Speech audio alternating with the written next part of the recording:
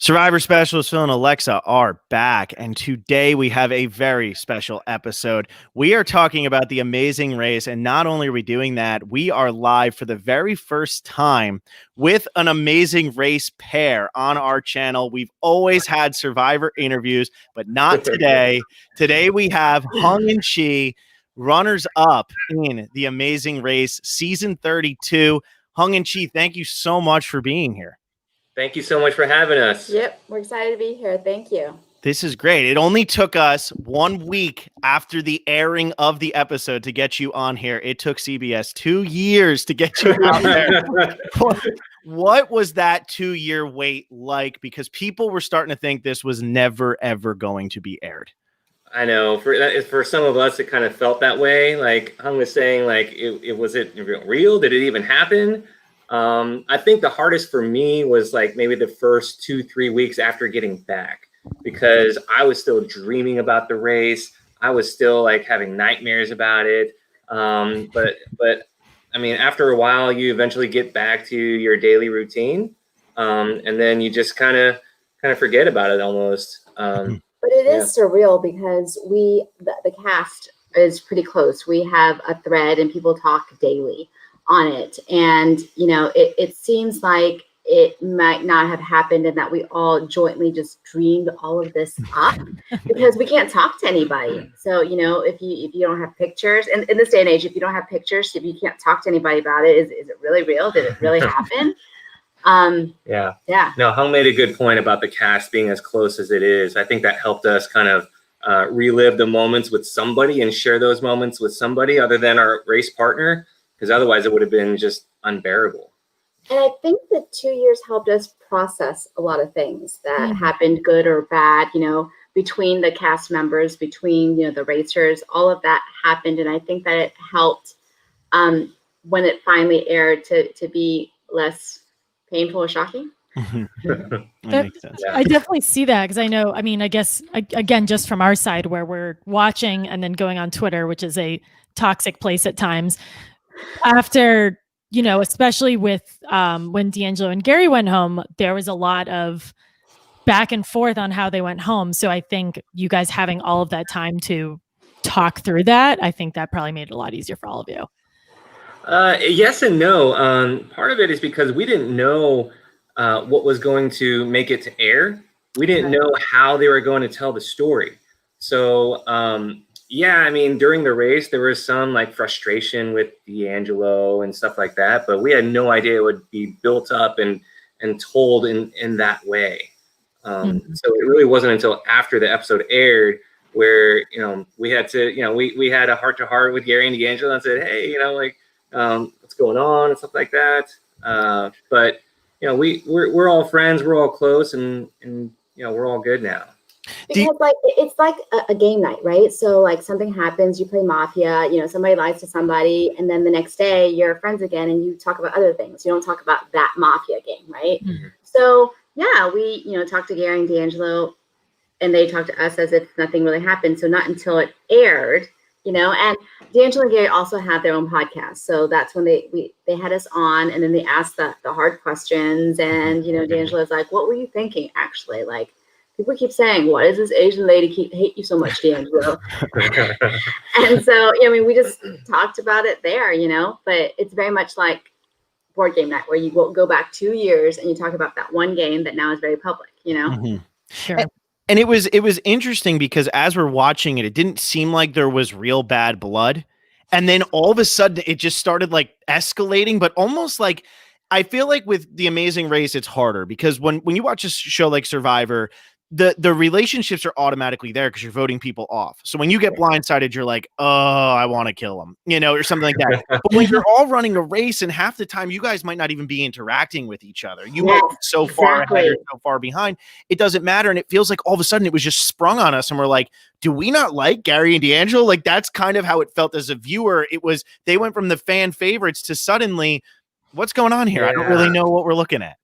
Yeah, so one of the things that didn't make it to air was in France. On that leg, as we were driving from the airport to the Chantilly like castle, we had all made a pact that we would kind of caravan and drive together out to that castle.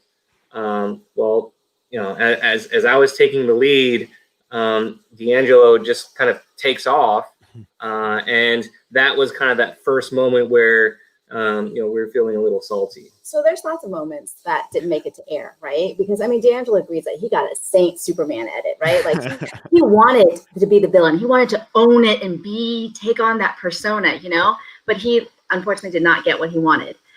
So he's the saint of the show, despite his hopes Best and efforts. dreams. Yeah.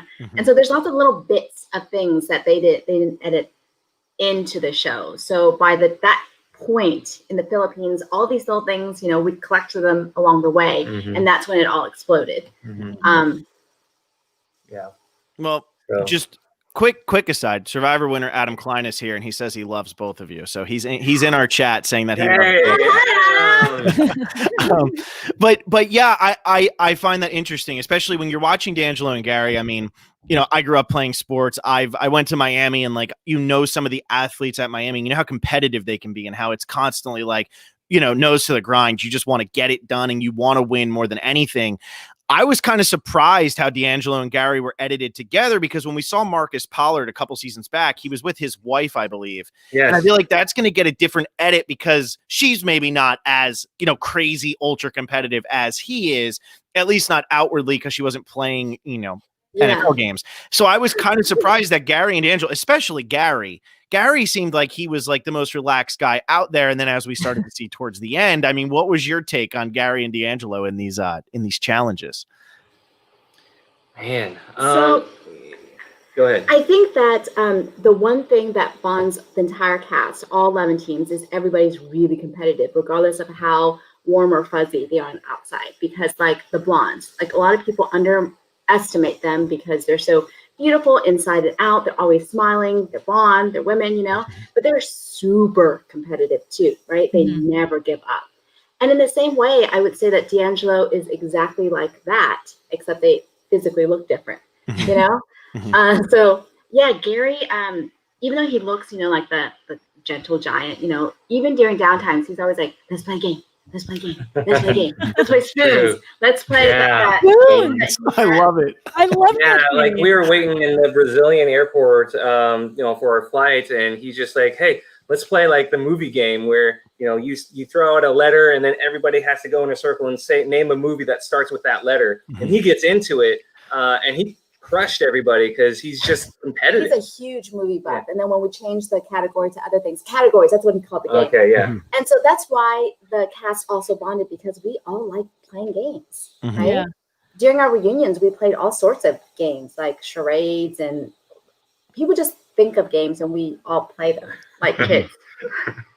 I love that. I think that's awesome. I think it's great though that the Amazing Race has that kind of different feel, because again, talking about Survivor, it comes as a lot of times people come off and they'll be bitter at somebody or whatever, and it seems like you said, it's not as personal, but it's also you talk about it. Oh, it was 2 years ago. It was that one game night. It was what it was.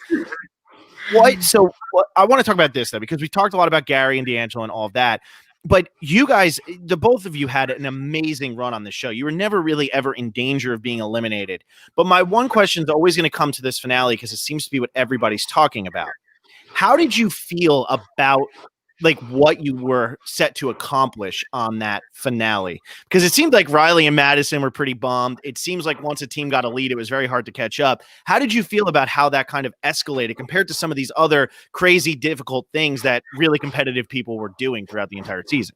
Yeah, I was personally a little bit disappointed with how that final leg was designed, especially when you compare it with previous seasons. Normally in the final leg, in the final task, it's a very mentally based challenge. And so Hung and I were preparing for that exact scenario. And so no matter what the first roadblock was, I was going to do so that we could save Hung for the mental challenge at the end. And it turns out it didn't work out that way. And she had to jump off of a bridge. I messed up finding that stupid baby. Yeah, we were really, really hoping that there'd be a really hard mental challenge like season 30. Yeah. The teams were actually really spread apart, but then when they got to that last one, everybody took hours on that one. And so I think that Jessica and Cody were the last to arrive, and they were the Yeah. first to go. And they had to assemble these planes. Yeah. If you guys have seen that season. But anyways, we were hoping for something similar. Basically, whatever happened on that Philippines leg with the music task and the flags and how hard that was, we were hoping for something similar on the final leg. Right. Absolutely. What was the time difference between Will and James finishing and the two of you? It was like over an hour. Really? The editing made it seem much closer than it was. But man, I think they told us there were like 150 cakes that they gave us, king cakes to go through. And, Will got his on like number 30. I went through all 150 of mine, didn't find it. And I had to, go another halfway through the man. Oh my round God. again. That's so much cake. So much. Yeah. And it's so much wasted food too. That was all I was I felt thinking. bad about. You should have sat there and ate all of them afterwards. At that point, you weren't going to catch Will and Yeah, James. Let's just Yeah, I know, right? Hung, this is one thing that I wanted to ask. So Phil and I, as we've been recapping the season, we act as if we're a team and we say, oh, okay, well, when there's this challenge, like which of us would do it? Yeah. We both have debilitating fears of heights. And you were blessed with the opportunity to be the height person both times. What was that like? Because it did not seem like you wanted to do them, and yet you were put in those situations both times. So we talked before the race about things that, I would do or he would do. And we would practice like, how would we choose roadblocks? Because they just give you this like really vague question, right? But we always thought that if it was like something mental or tedious, if we knew about it, I would do it. If it's something that was physical, that required cardio or running or lifting or just like brute strength, she would do it, but you can't ever guess. Sure. And I was always very insecure about me being small and not being able to do brute strength kind of things. So one of the things that I can do, is height things, whether I like it or not, right? I can always do them. And so we decided anytime we thought it would be a height thing, I would do anyways. And I don't like heights, so I don't do heights. So I don't even know if I'm gonna, how am I gonna react? So so I did both of them. And with the breach one, funny enough, because we were so far behind and I was so focused on getting that clue on one try rather than having to re-rig and do it again, I wasn't actually even scared. I was just so focused on must get clue now. The Berlin one was the tough one. But And I think it was actually because, and I never said it out loud, but I think it's because I had already solved the puzzle. And so I didn't have anything to focus on, right? So I just had to focus on like not dying. So I think that's why the screaming. But I'm kind of a screamer anyway. Right? I would have been screaming so much louder. And I think I said that during the recap episode. I said to Alexa, like, it actually would be worse once you get past the roof of the one next to you, because now the only thing you have left to look at is the sidewalk that's in front of your face. Like that would freak me out. I mean, I'm one of those people, if I get in an elevator, I'll be at a hotel, get in an elevator, we're going up to the 20th floor, and I'm like, oh my God, I'm going to the 20th floor. Why am I going there? There's no balcony, there's no anything, and I'm still getting like this, the sweaty palms and stuff.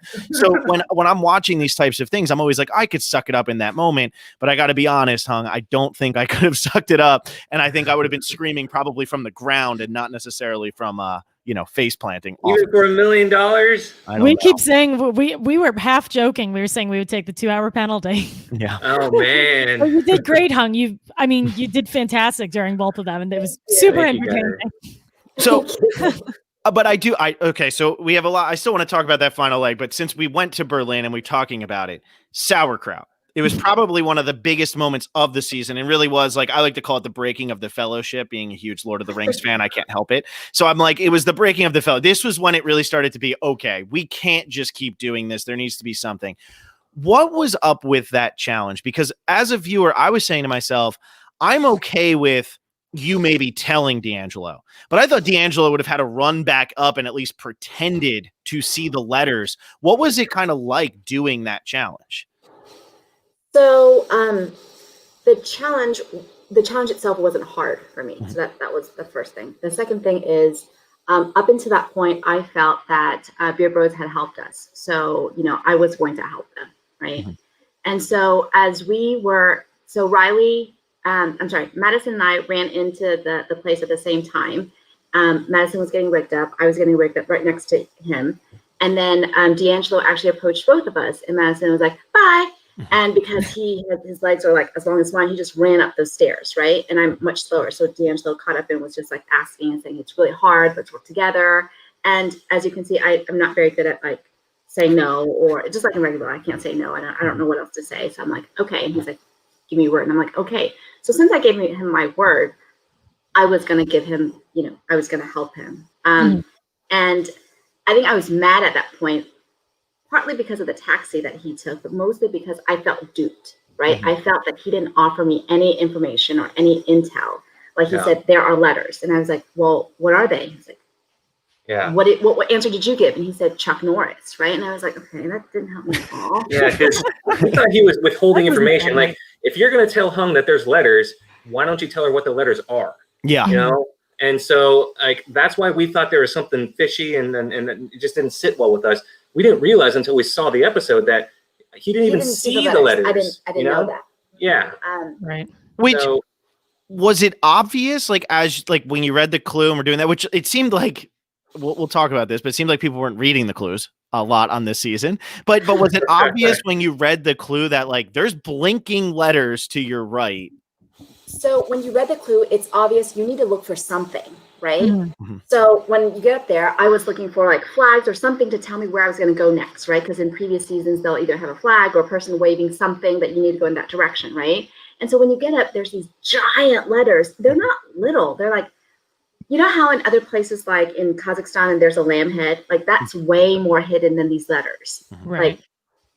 Like it's just in your face. It's there. And when they showed it to us on TV, it was a little bit blurred, right? It looks like kind of hard to see. It wasn't. It was like in your face because there was just like kind of darkness.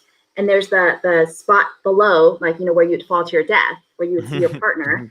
And then there's these blinking lights, and that's all you can see. So it's very obvious that the letters are there. Yeah. And, the other teams figured out that there were letters on no other teams missed the letters. On their first time down. I think D'Angelo and Madison, they were the only ones that didn't see it their first time down. And so, Hung, what was it that made it so easy for you in terms of the word? Because everybody else struggled with it. Were you just like, we're in Germany and there's 2 U's and a K? Like what was it? So I was like, there's a K and an R and we're in Germany. So I was like, oh, sauerkraut. So I spelled it out and I was like, oh, that's it. That's great. And that was before you started walking down. Yeah. Like you were still getting rigged up, right? You didn't even have to walk. Yeah, you could have went down the stairs. Yeah, they're that big, right? So as I'm getting rigged up, that you can see it. So that's why people were like, how can you scream and unscramble letters at the same time? It's because, they were really big. Look at that in advance. Yeah, you were looking at it before you even started. There's nothing else to see. It's either letters or death, right? So those are the 2 things you can see. In my irrational brain, it would be death.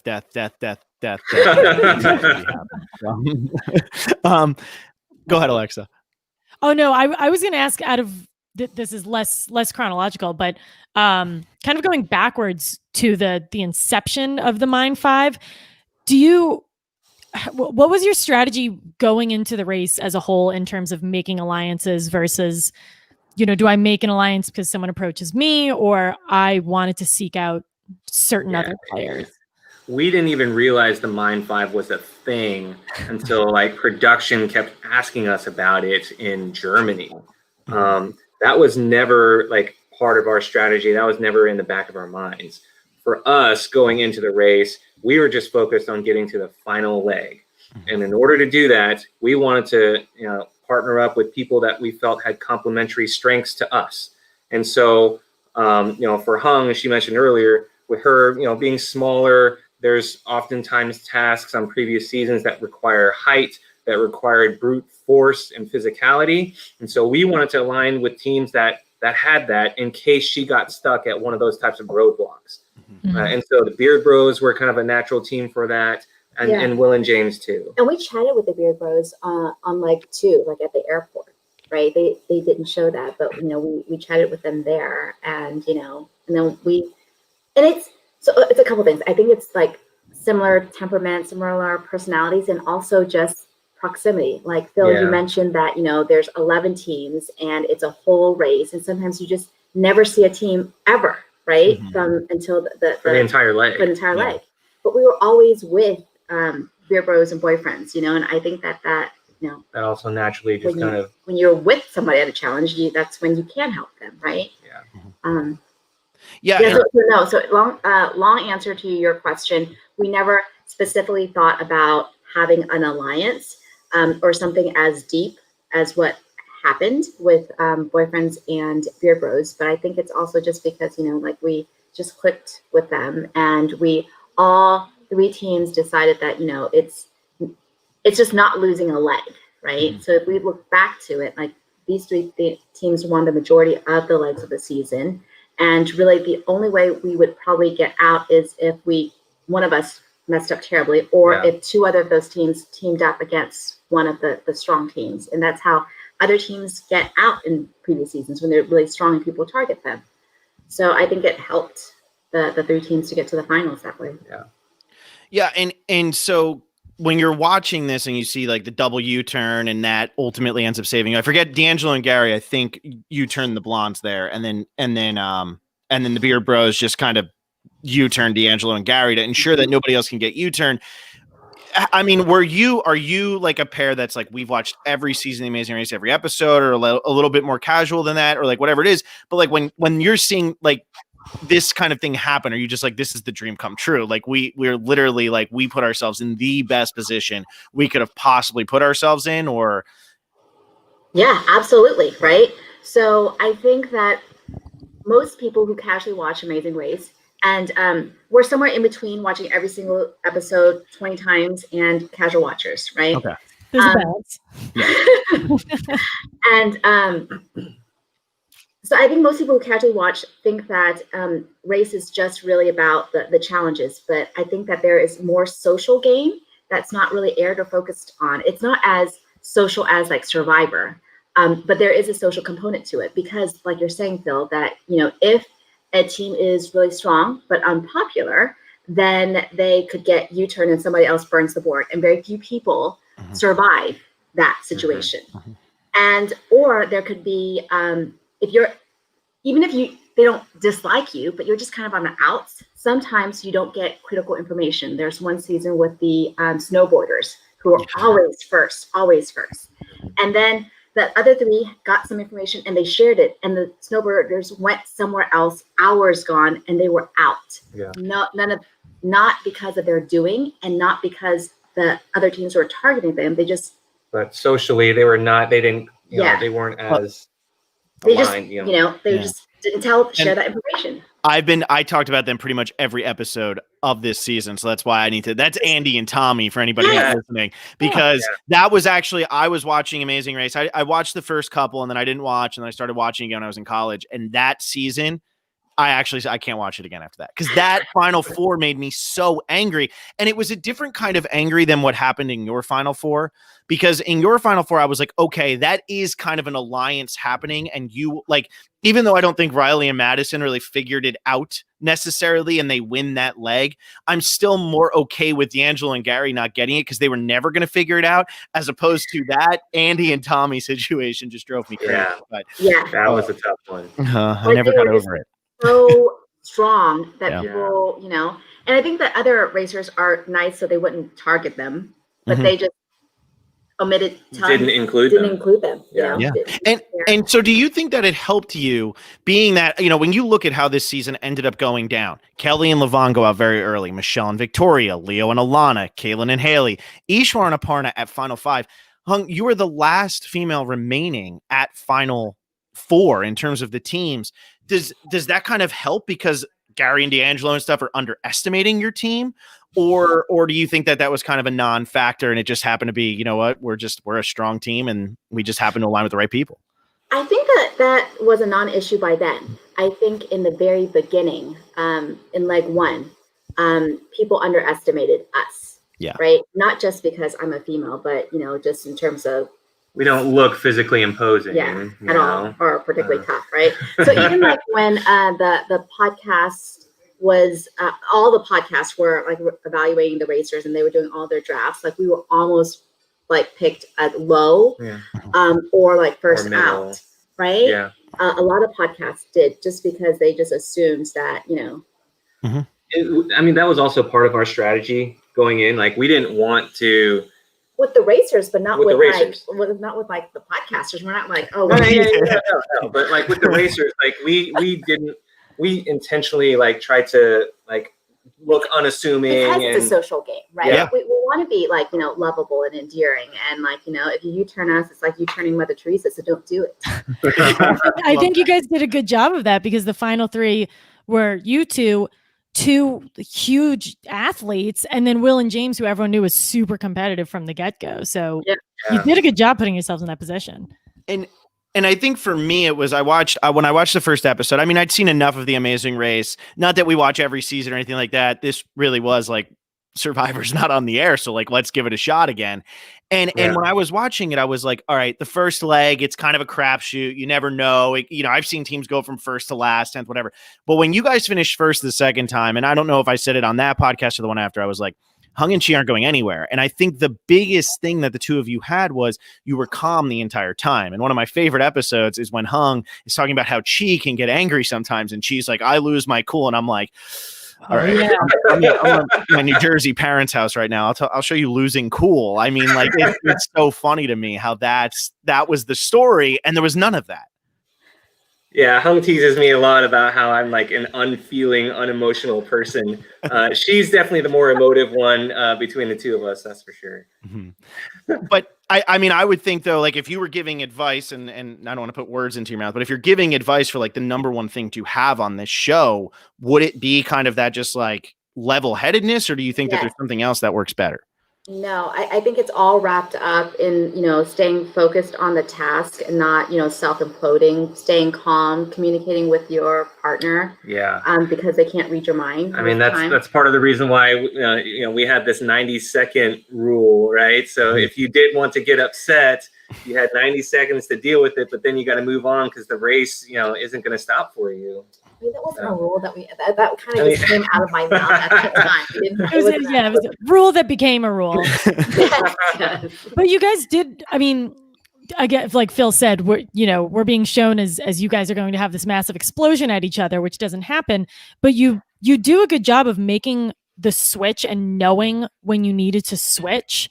I think it was the watermelon challenge. And as someone who doesn't have a ton of experience with The Amazing Race, in my mind, I think, oh my gosh, that's a huge like time waste, but that ends up working out. And it seemed like you two are really on the same page of when to move on from something and when to keep sticking with something. Yeah, we talked about this as we were preparing. Like, we didn't want to be one of those teams that just stuck it out too long at a task. So if we felt like we weren't getting better fast enough at a certain leg, then we would just cut bait and switch. Mm-hmm. So it's not a common thing, but we thought that was the better thing to do. And so we actually switched 3 times on the race. We switched with the bottle to the watermelon. We switched. The video games in India, we couldn't figure that out. Oh, 0 was in 1s, right? And what was the third one? The Bengals to the teeth, because there's a this versus that, and we went to the Bengals first, and then we read about the dentures, and we thought if it's gross, it's probably really quick, right? Because what's slow is people being grossed out, gagging, or not doing it, and we're not grossed out. Yeah, we're just gonna get right in there. Yeah. How'd that go? How did you like that? It was super fast, super easy. The frustrating thing on that one was we had to wait behind Ishwar and Aparna. Right. What didn't make it to air was that, we had found a second dentist shop that we could have done the challenges, but for whatever reason, they wouldn't let us go in there. And so we had to wait in line behind Aparna and Ishwar. And, that part was frustrating, but otherwise the task was perfectly fine. It was great. Yeah, it always seems like the ones that are, like you said, gross or a fear of heights or a fear of something always seem to be faster if you can actually get them done. But I have to say that I think the most impressive one was the one where you switched to the watermelons from the bottle, and you got there after D'Angelo and Gary by who knows how long. And the two of you, how much did you actually beat them by in that challenge, do you think? Hours. A lot. Yeah. Wow. I mean, they were probably a couple hours behind us. And we could tell, because we were side by side with them, we could tell the way they were building their pyramid, it was just an unstable foundation. And and you saw it on air too, like it collapsed on them multiple times. And so we felt confident that as long as we were just kind of slow and steady and built our pyramid the right way, then we would be fine.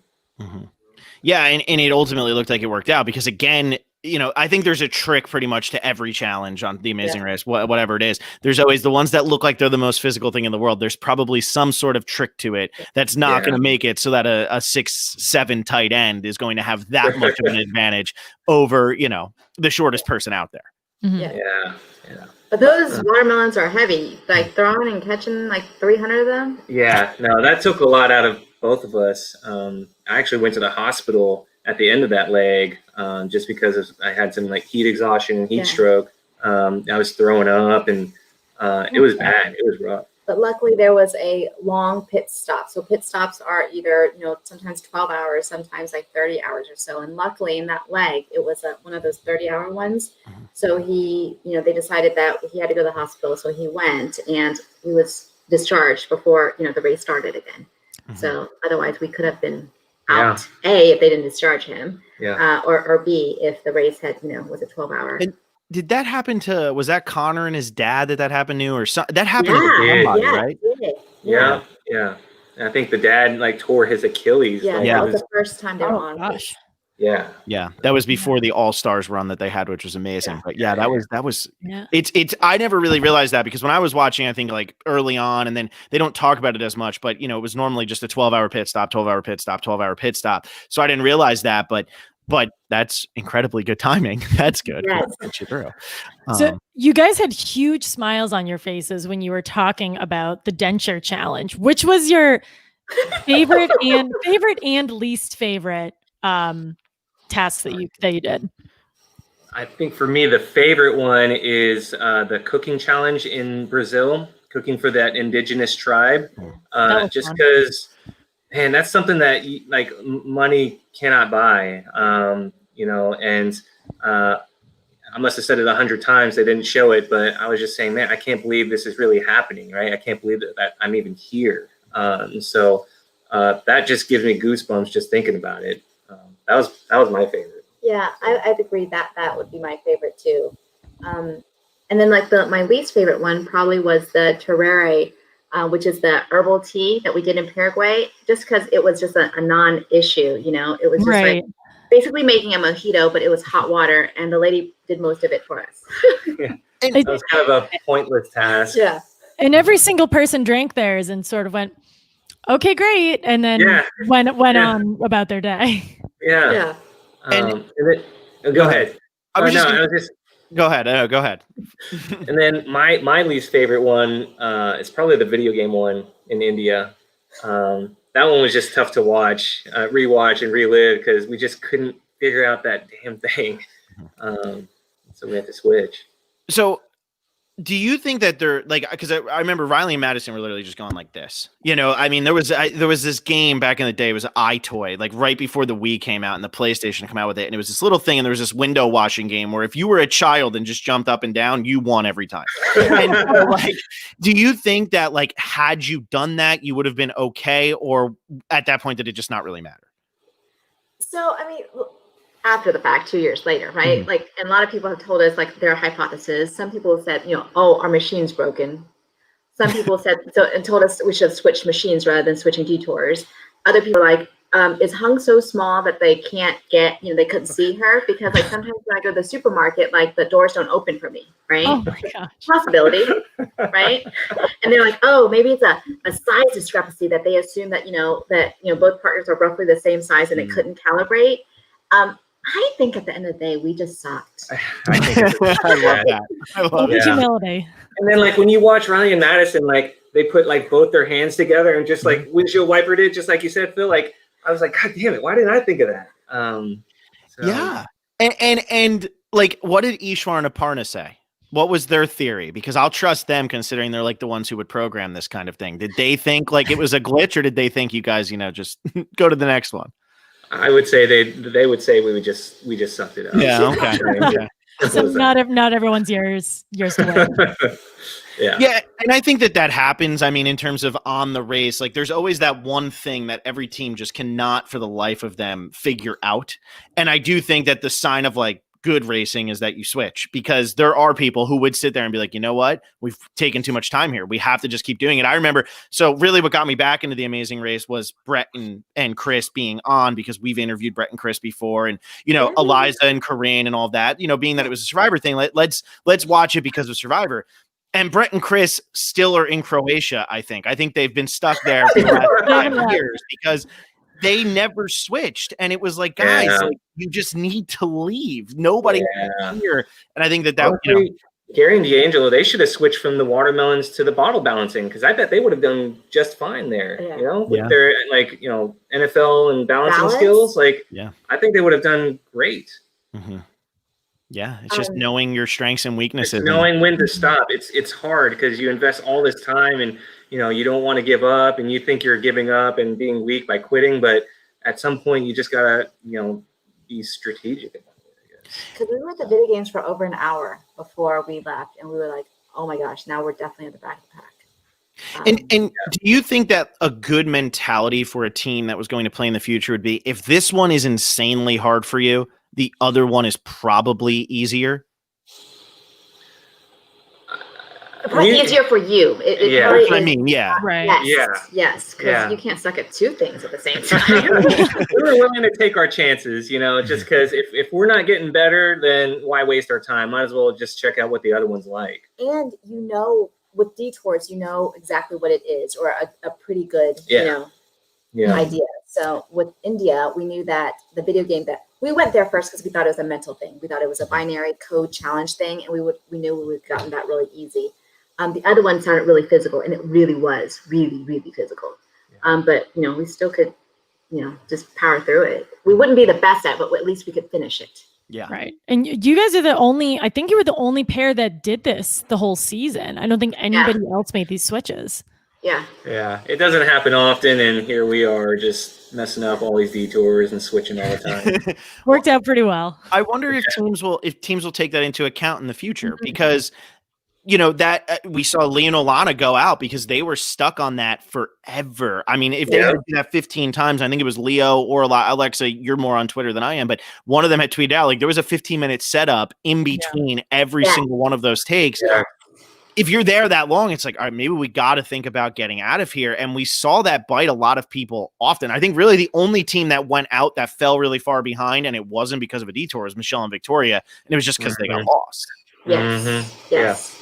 No, I do, you know, maybe other teams will see how we played and apply that to their games. But that was something we were always kind of cognizant of for us, that we weren't going to be afraid to switch if we just weren't figuring something out. Mm-hmm. So you finished first the first two legs. You're the powerhouse now. Everybody's coming for Hung Chee. You don't finish first again, but you're never even the team that finished next to last. Like, you were never the one that the Amazing Race was trying to hint at, like, hey, it might be them this week. Like, it was never really even the case. What do you think, like, was the reason why you were just never, like, you didn't have an insanely high ceiling after that, but you also didn't have a very low floor. You were kind of just in that middle, second to fifth. What do you think really led to that? I think we just kept messing up. Simple as that. I love it. You guys are very humble. So if you run a perfect leg one of those times, you would have won 3 or 4 more legs. I mean, with Germany, we feel like we could have gotten first on that leg if we didn't stay behind and, you know, share the Tower Crown answer.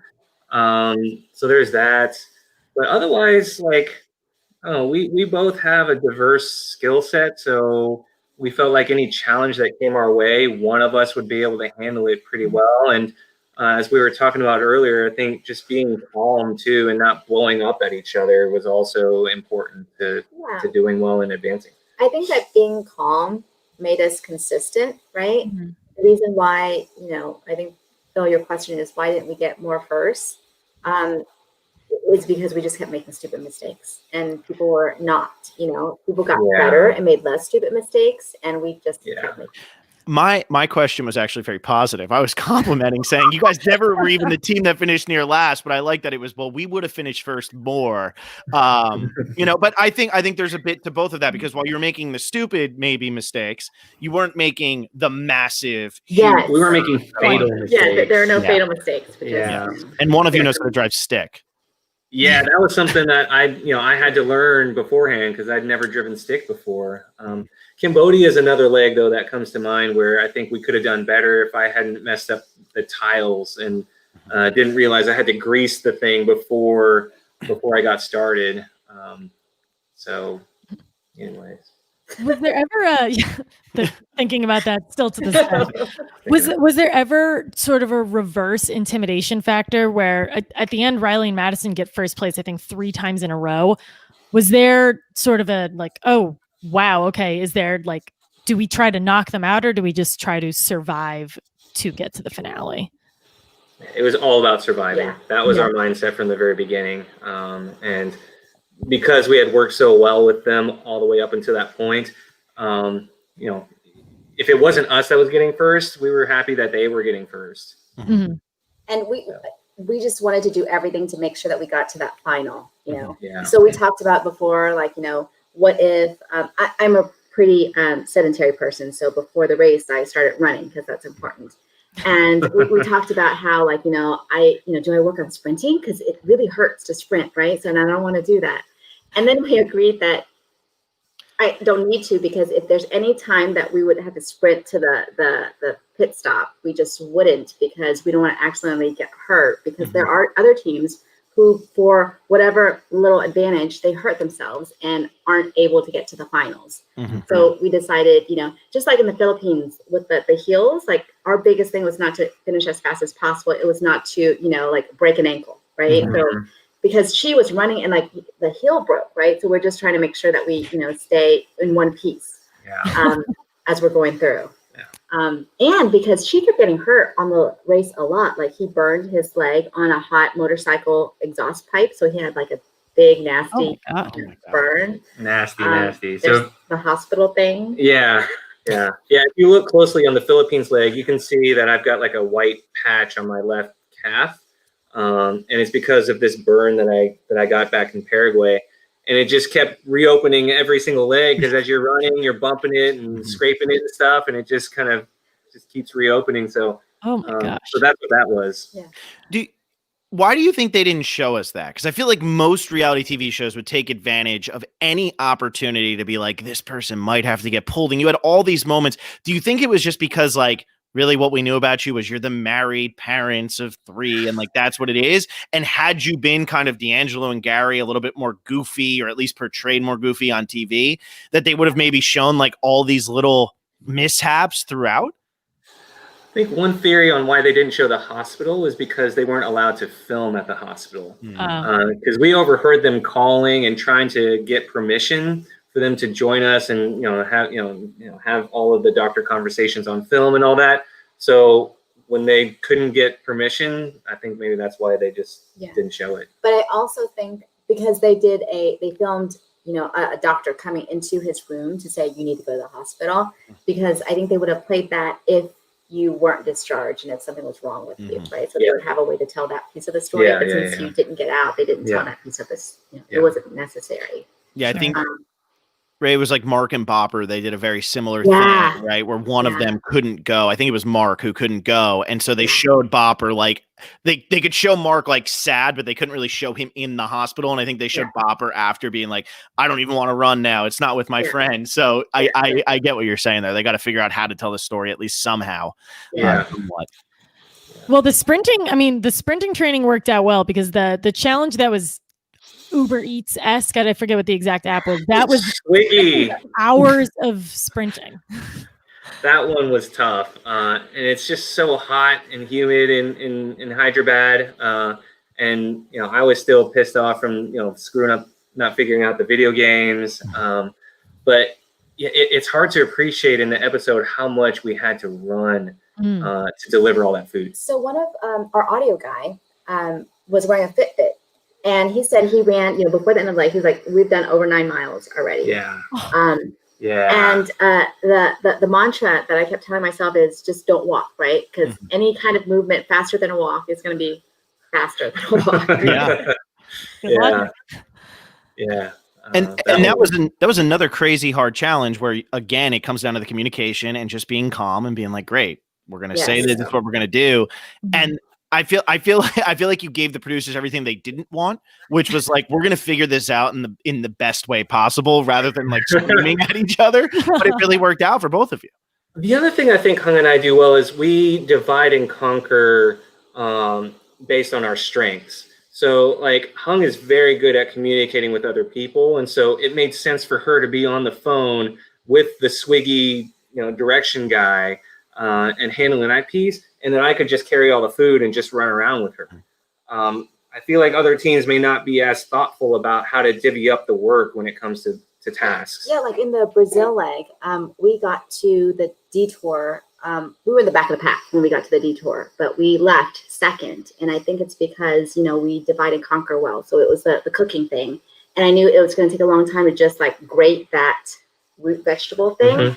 And so rather than do things, sequentially, like both team members would watch the thing and then go do one thing and come back and watch and do it again, right? We just had Chee grading the whole time. And I'd run back and forth, try to figure out what needs to happen. Yeah. And so I think that when there are like more complex challenges like that we can divide and conquer and figure out a more efficient way of doing it. Yeah.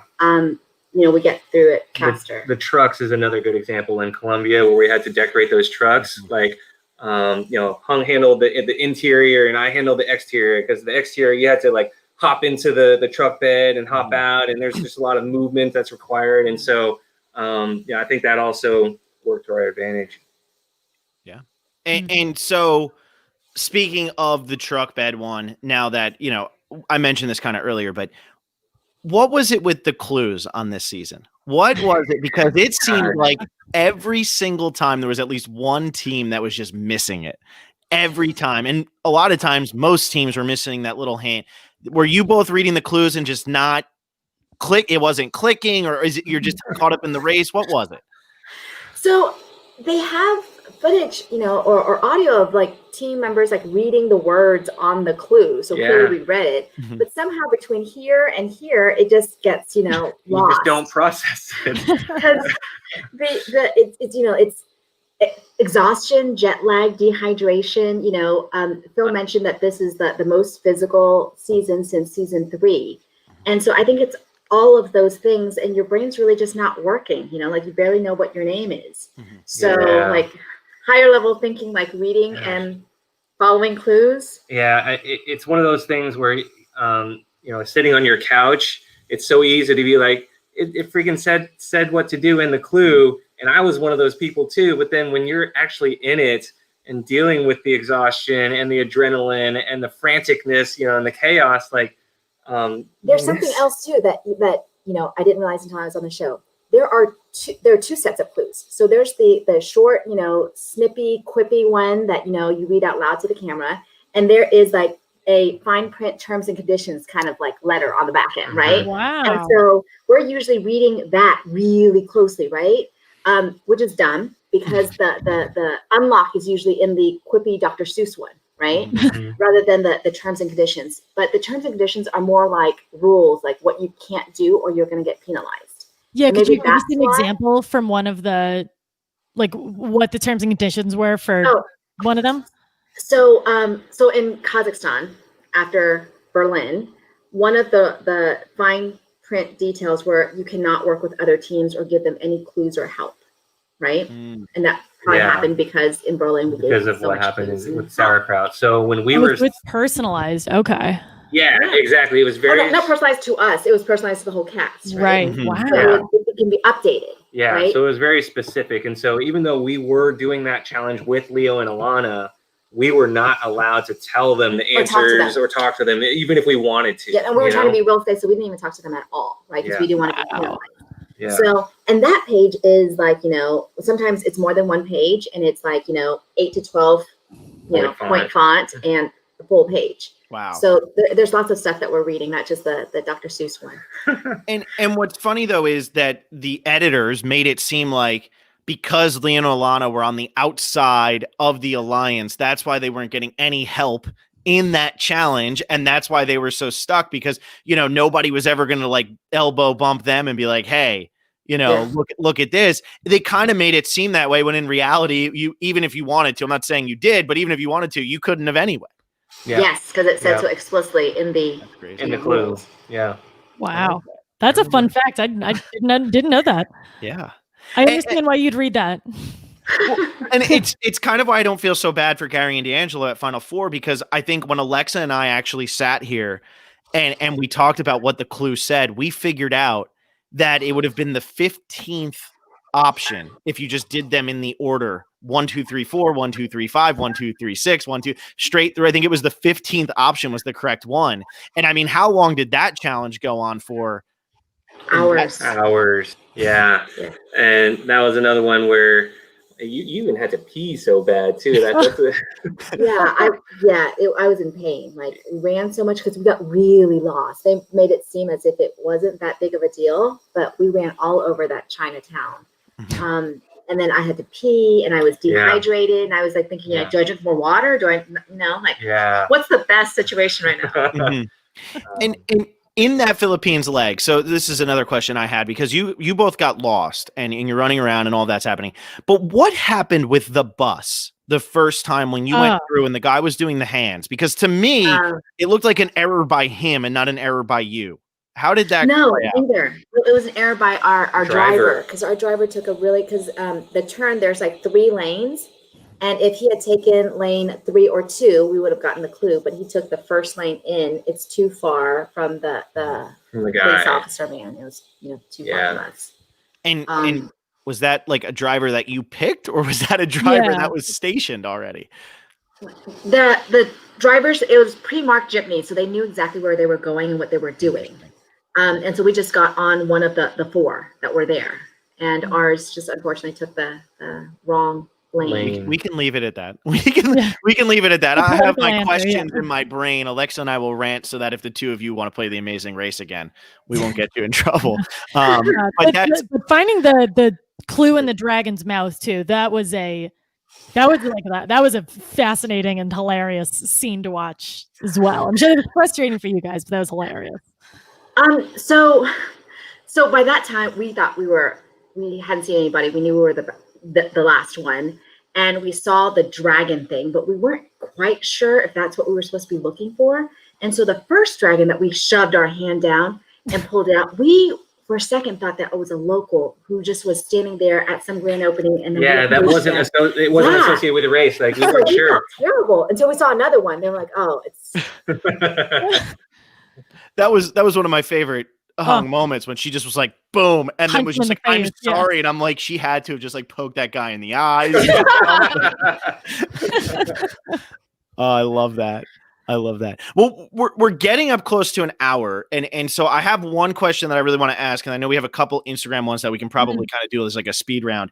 But since you did watch some of the older seasons and the middle seasons, and like you said, you're in between being like the crazy fans and a casual, but when you were helping D'Angelo and Gary, and then I know you helped them again with the goat's head, and that was when Chee got his 90 seconds.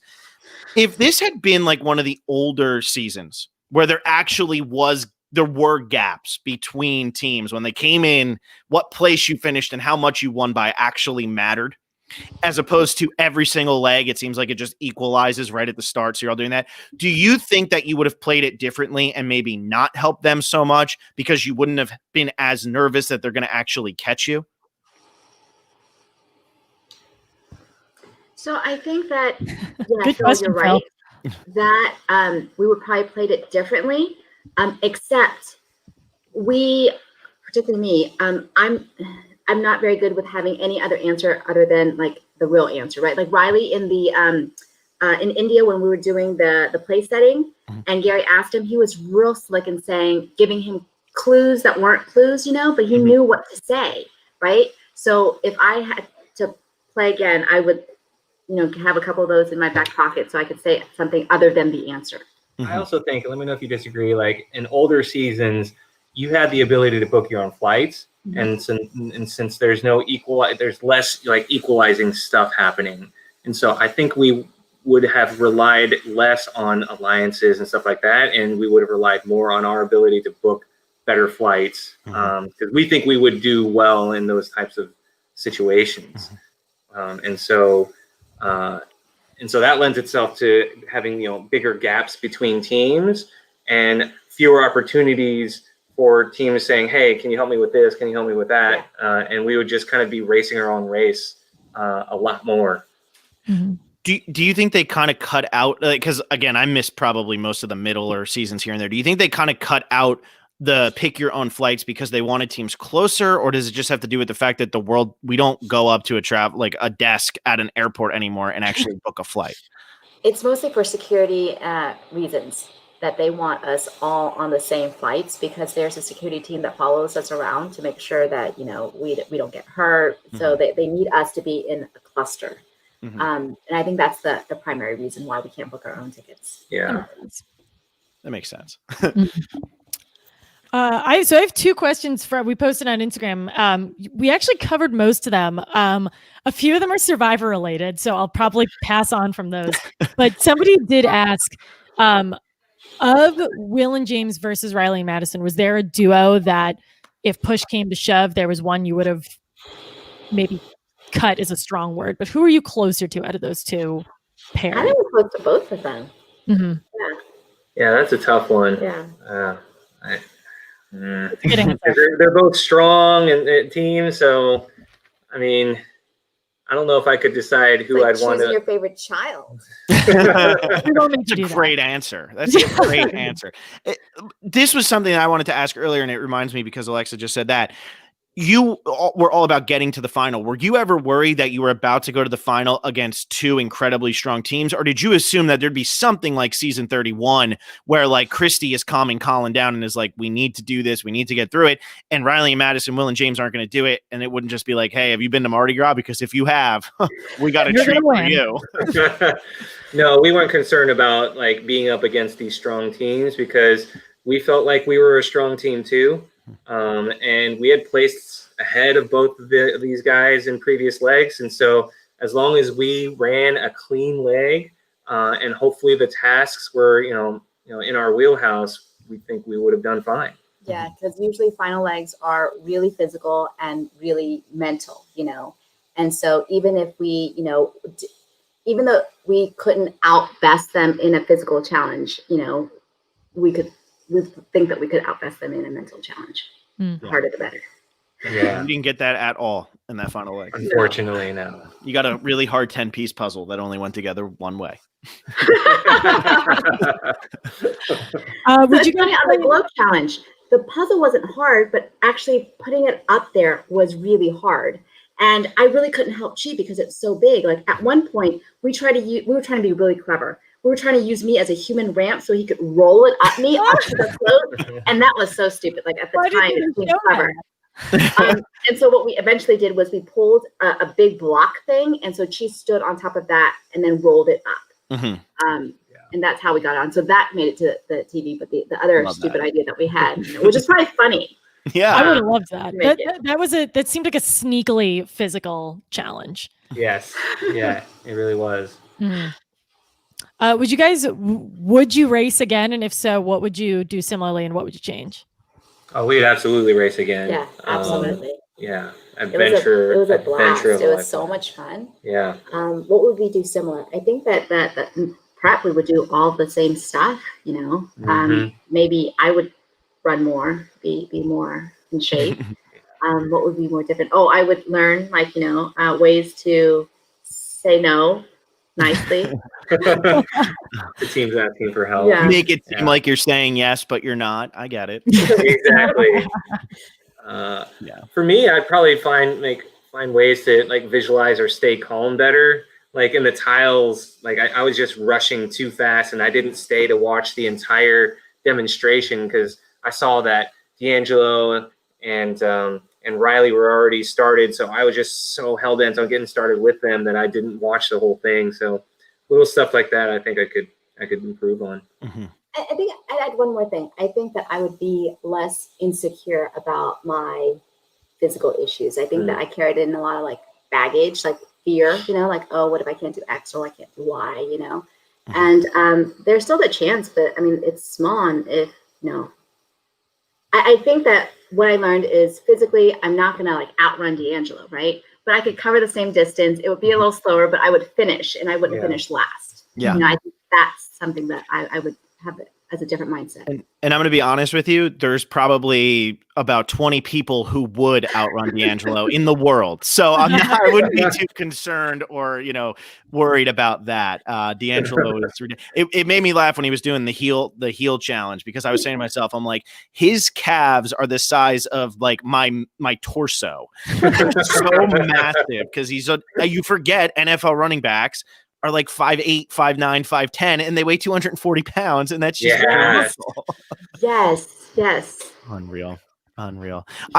We haven't talked about them at all, and I need to throw it out there because they were kind of the fan favorites in like a very like I don't know what kind of way you would call it. I'm trying to think of like the word. Well, who are you talking about? Almost like a Three Stooges kind of way, where it was like, what are they going to do next? But Haley, the Blonde Bandits, yeah, like I love the Blonde Bandits, but what was it like with the Blonde Bandits, and especially the fact that like, okay, they survived the first elimination, then they survived that next elimination. Did you start to like ever get worried? Like, okay, like, is this team going to make some sort of push here? Or was it always just kind of like, it's actually nice to have the Blonde Bandits because they're probably going to do something where they're not going to drive that car or whatever the toy car was you guys had. How are you feeling with the Blonde Bandits? And why were they also on the outside of the alliance? And why weren't people trying to bring them to the final three? So, I think that Haley and Kaylin are fantastic, and it was great to have them around just because they're really great people, right? So fun fact, we smelled really, really bad. So after the chantilly cream thing and getting all that cream thrown at us, it gets into every single like crevice of your body and the fiber of your clothes. And we're hand washing our clothes in the hotel, sink. So it's not very good. So we smell like baby vomit, if you know what that smells like. Yeah. Terrible. Upsettingly, yes. But Haley and Kim are so clever. They're like, in airports, they would go into like, the Bath and Body Works bus and just like spray themselves with like pretty things, Oh, they probably smelled amazing. Initially, I was like, I just stayed next to them because they smelled good. They smelled like, like women should. I don't know. And then, they were just like fun, and they were just like uplifting and so positive and optimistic. So for that reason, it was always good to have them around. So I was always, really, rooting for them. And, every time that they got the non-elimination leg, I thought that was cool and fun. Yeah. They seemed like just good energy to have They're just around. very, very good energy and so positive. Yeah. And because they're so beautiful, like as we're going through airports, like random people would come up to them and give them free stuff. Just because they were them. Yeah. Like in Kazakhstan, I guess maybe they've never seen like beautiful blondes American women before. And so they just gave them like some dolls, like, yeah, here you go. Yeah. As gifts. Yeah. And they're just like, you're right. In terms of there's the positive energy, they're just great. That was one of my favorite moments, is when they walked into the meat shop or whatever with the beards on. And like, here's these blonde women with beards in Kazakhstan walking through that meat shop, and they get that clip of the guy like being like, "Hey," like whatever it is. It's so funny because like that had to be one of the weirdest things that guy's probably ever seen. Yeah, for sure. Amazing.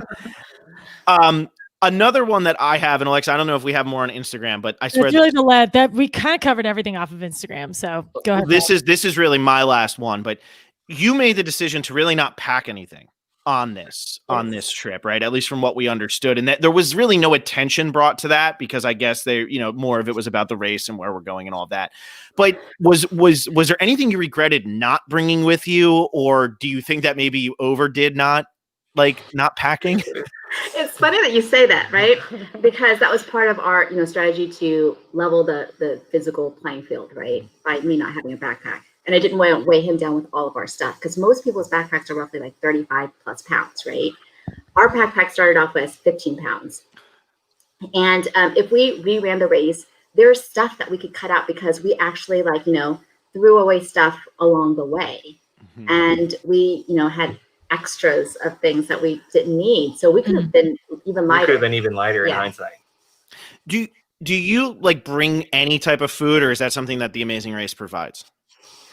So you can bring whatever you want to, right? There are certain things that they disallow, like any type of electronics that, like GPS or anything that communicates on the web.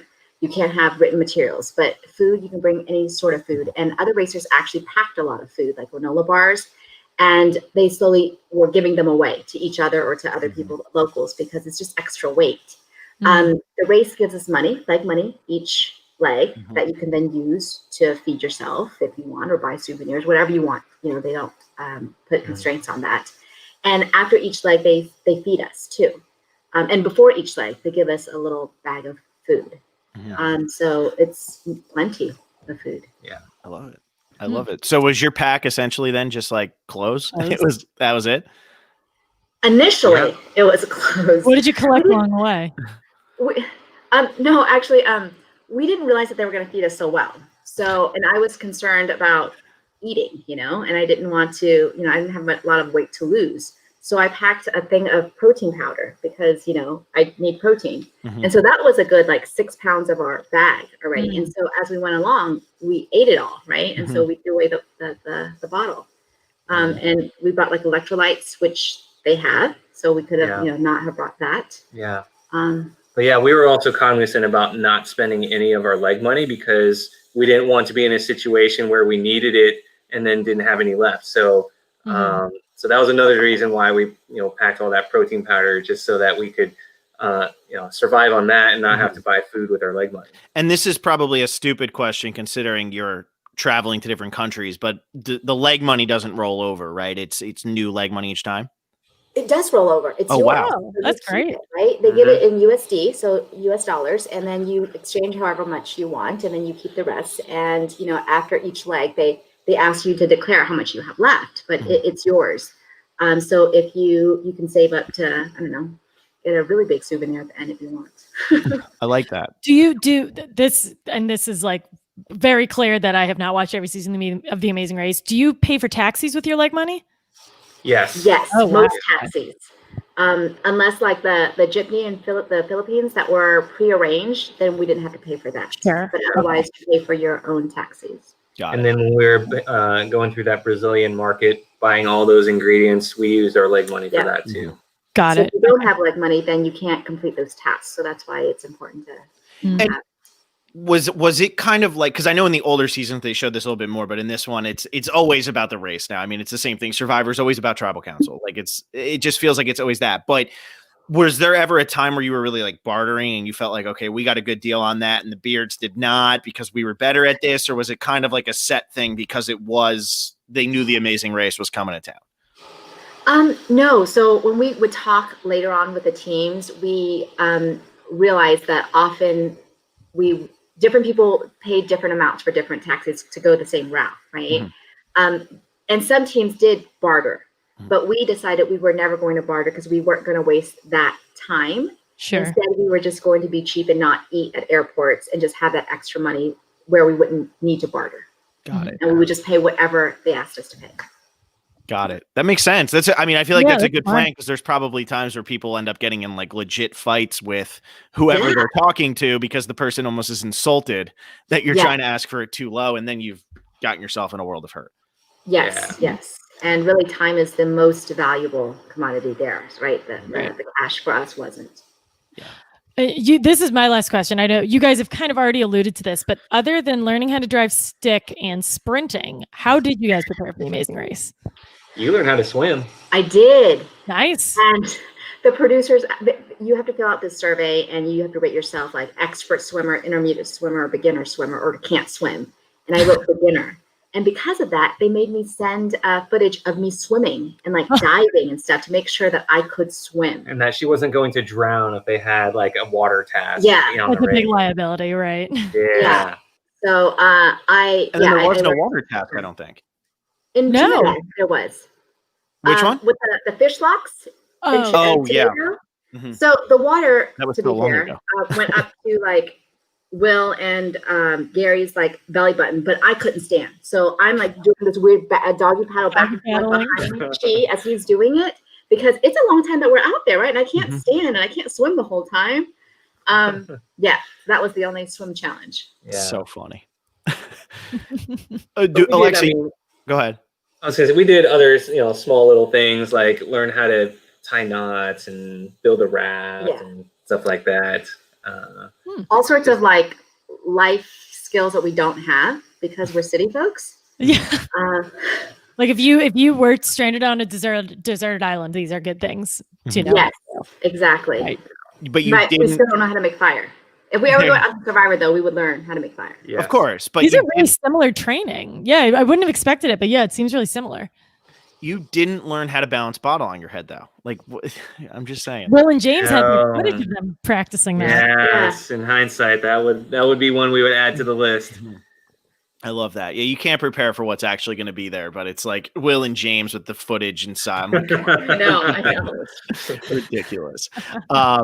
Well, Alexa, I don't have anything else. Do you have anything else that you want to ask before I turn this back over to Hung Chee? That was all I had. I'm really we usually like to end it with, is there anything either aired or unaired that was by and away your favorite, funniest, etc. experience? Oh, man. After the Brazilian leg, during the pit stop, they had like a big boat party for all of the racers. That was pretty cool. And they had this, gigantic buffet, food offering, and they had music and a DJ there. That was a lot of fun. I'll remember that for a long time. I think that when we were watching the show, there were lots of like one-liners that we thought were funny that didn't make it, but we laughed, privately because we remembered what happened. But I don't actually remember any of them now, just off the top of my head. Yeah. But no, I think that it was a fantastic, fantastic life-changing experience, and we would go in a heartbeat and encourage folks to audition. You guys should audition. I would love to. I mean, I don't think I could do half the things, but I would. Phil, you can jump off a building, then we're the best team out there. I don't like heights, and I have like pretty much zero patience when it comes to really tedious things. So like, I don't think the Amazing Race is for me, but hey, I can be competitive. Since you said that it's life-changing and all of that, I'll end it on this. And I know you're not him, but I got to ask, D'Angelo really have like the worst time of his life on this show? No. No. He just really wanted that villain edit, huh? Yes. And I think sometimes he just, just says whatever comes to his mind at that moment. Yeah. I love it. Competitive guy. Well, Hung Chee, this was awesome. And it was great to have you on. Our first non-Survivor Thank you. podcast interview. Amazing. Cool. So this was great to have both of you on, and hopefully this opens the door to having, more outside of Survivor, because this was a lot of fun. And I learned a lot about the Amazing Race, because it's definitely not something that I'm like studying up on. What do they do in between 30-hour pit stops? All new for me. So I love it. This was great. Thank you guys so much. It was a lot of fun.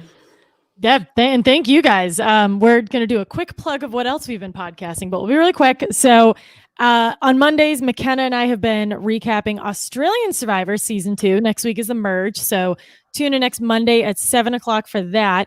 And now that Amazing Race is over and Survivor still is not on, Phil has been recapping MTV's The Challenge on Wednesday nights. Phil, what time do you do that? Like 9:30 Eastern. I don't know. I don't know if MTV always has an hour and a half, but yes. There we go. Hour and a half. Interesting. But Hung Chee, again, thank you so much for coming on. This was really fun. It was fun to learn about the Amazing Race and hear about just like how crazy some of these experiences were. So really glad you guys had the opportunity to finally watch after 2 years. And I hope you get the opportunity again. Yes. Thank you guys. Happy New Year. Take care. Happy New Year. Thank you for everything.